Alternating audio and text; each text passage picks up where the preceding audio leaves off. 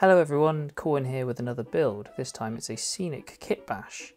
The guys over at Train Crash Podcast are releasing some new kits and scratch aids on their Train Crash Models brand, sold through their eBay shop. They asked if I wanted to have a go at some of them, and of course I said yes. I've already used one of their items on this loco, which is a little toolbox, and have one of their wagon kits still to build, but today I'll be tackling a water tower. In the coal industry, old boilers were often repurposed as water tanks. There was a distinctive design called an egg-ended boiler, as seen here, so I'd like to produce something a bit like this with rivets and rounded ends. The Tanfield Railway has one, and there are both little and large versions at Beamish Museum. Here are the components in the kit. I've used two sets in this build because I wanted to make the support walls thicker as per my prototype photos. There's a little bit of flash, dealt with using the knife and file.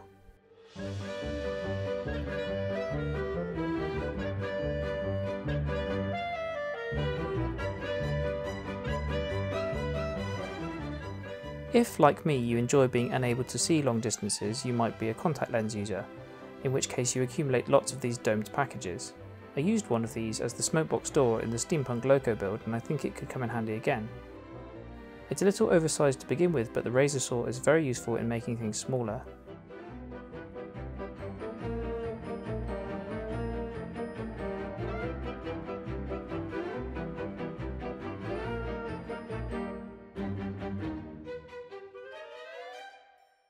I'm using 2-part araldite to secure the ends on, as superglue didn't work very well on this material.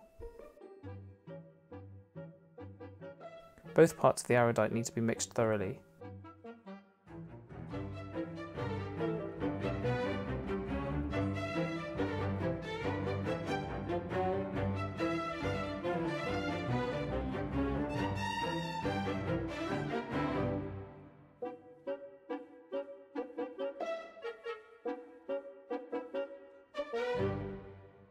The brick pattern on the supports is very nice, but I want an extra row or two of bricks to support this heavy tank. A bit of cyanoacrylate is used to stick them together. Obviously I stuck my fingers together several times whilst doing this. On the ends there is no brick pattern, which normally wouldn't be an issue, but now I've made it more obvious, so I'm going to try a real bodge to give the effect of bricks being there. This begins by slapping on a bit of Squadron Green putty, although milliput would work just as well. In fact, milliput may actually be better due to the longer work time, but my milliput was in the drawer and the green putty was on the desk already, so it was a no-brainer for me. Once I had a nice layer on there, and before it's set, I pressed it into the brickwork of the other piece. The result is messy, but does leave the indentation of bricks, as long as not too much of the putty falls off. The bricks will be the wrong way around, with mortar sticking out and bricks going in, but it's such a small surface area so it should not be evident once blended in. My loco servicing point needs a base, and a bricked one to match the tower supports. For this I'm going to be using Will's sheets, which are made of that lovely plastic that welds beautifully, just like styrene. Using my handy measuring tool, I mark out the average platform height from the railhead. I imagine this will be in a colliery yard where the tracks are buried, so the base of the building will be at the same-ish height as the rail. Remember not to try to cut through the sheet in one go. Hold the ruler guide firmly, use a sharp blade and score the plastic. Pressing the knife too hard would often result in an accident. Scoring it means you should be able to flex it off and clean up the edge using the Swan Morton.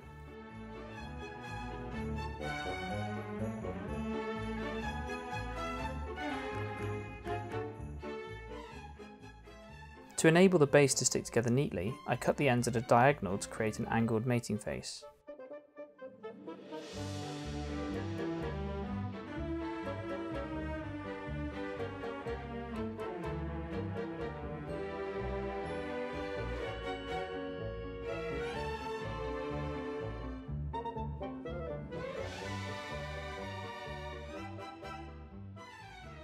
The file is used to make the edges flush with one another, and Revell Contactor Professional is my go-to for welding the plastic together. The bond is very strong and the applicator tube is very handy.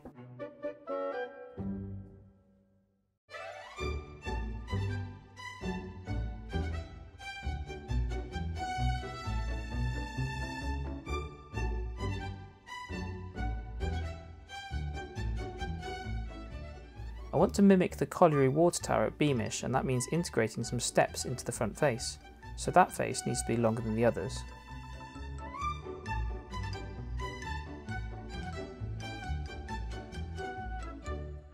The steps are roughly marked as being 2 courses of bricks tall each, and then cut out one at a time, as the smaller pieces of plastic are easier for the knife to get through.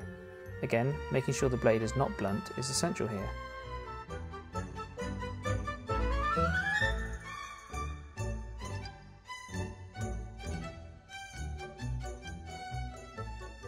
It's easiest to make the steps the same width as the remaining piece of brickwork coming up to the water tower supports.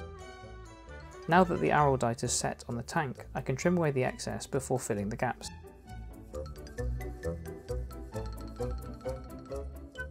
Some coarse sandpaper is good to get the ends flush.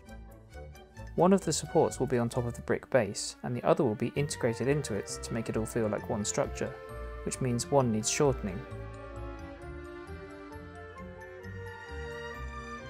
I'm using the sheet of stone sets for the top side as it has a nice edging strip to it.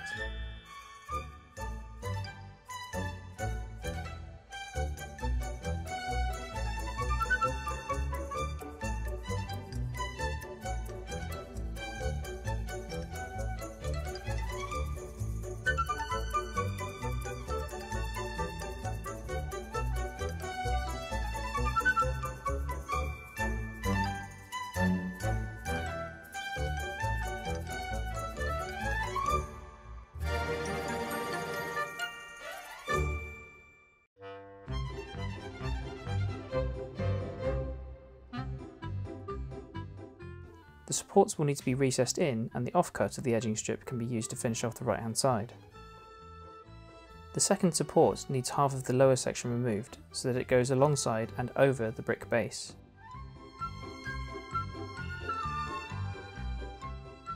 This is all secured in place with superglue, as resin casts do not work with plastic weld, and another test assembly to make sure it's on track. The best and worst thing about cyanoacrylate or superglue is that it sets incredibly quickly.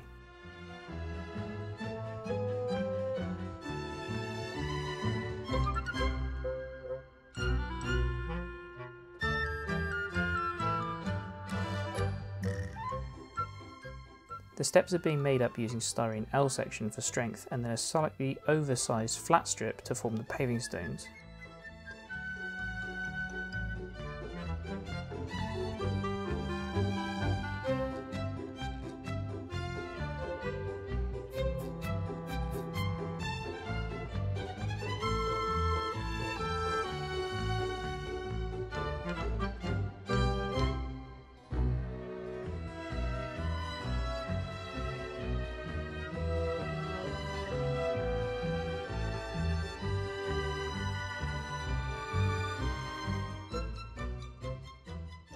Once the steps are fitted, a coat of grey primer helps tie it all together. The corner needs some more reinforcement, so another piece of L section cut to shape works well here. Now it's time for paint. I'm using acrylics because they're easy to work with and dry quickly, mixing some burnt and raw umber together to get a brick tone. A little goes a long way here, and the paint has good gap filling properties.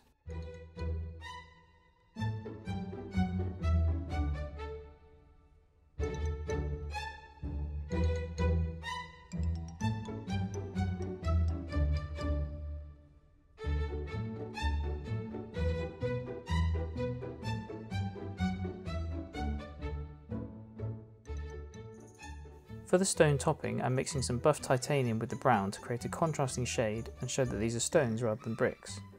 It was still too brown, so I later mixed it with some grey.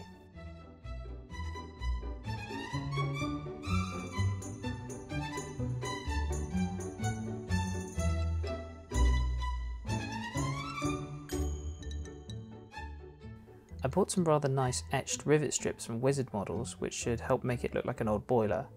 To get a rough idea of how long the strip should be, I measured the diameter and multiplied by pi to get the circumference, by which I mean I typed it into Google.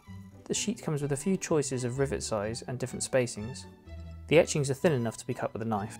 Sticking it all in one go would be tricky, so I wrapped it around to get a rough curve, then glued one end on, letting that set before gluing the other end. As the superglue sets so quickly, this is best done by holding it down with a scalpel for a few seconds. More strips were added using the photos as reference to get the rivets in the right place.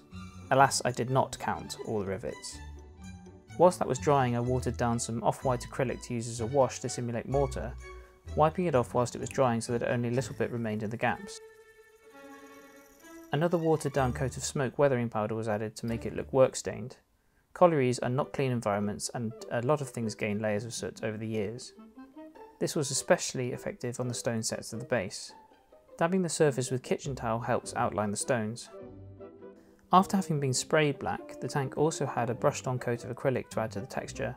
This is how the whole structure looks after being lacquered with Tamiya matte aerosol. A bit of mortar shows through in places, maybe some repairs done over the years. Mostly it looks grimy and grubby. Needs a bit more though.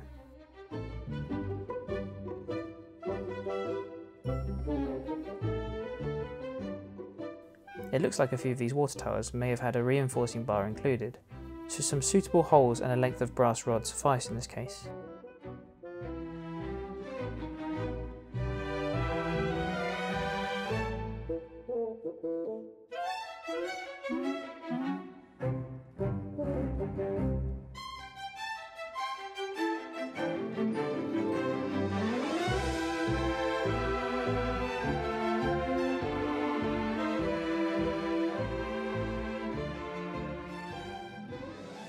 It also gets those little squares of styrene to act as braces for the support bar.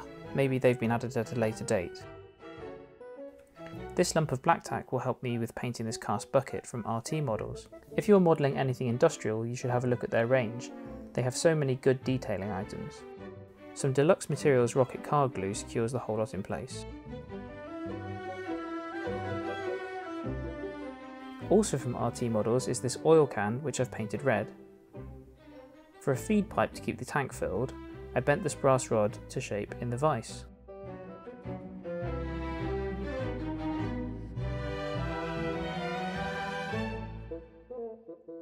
Just a bit more paint now to represent streaking and rain smudges, then I think it's done. When it gets planted onto a scene, I'll add the pipework to go from the tank to the locos. I hope you've enjoyed this little kitbash. I certainly enjoyed making it. Big thanks to Luke and Oliver at Train Crash Models for letting me have a go. I'll also be making their children wagon kits soon as I need some for my railway.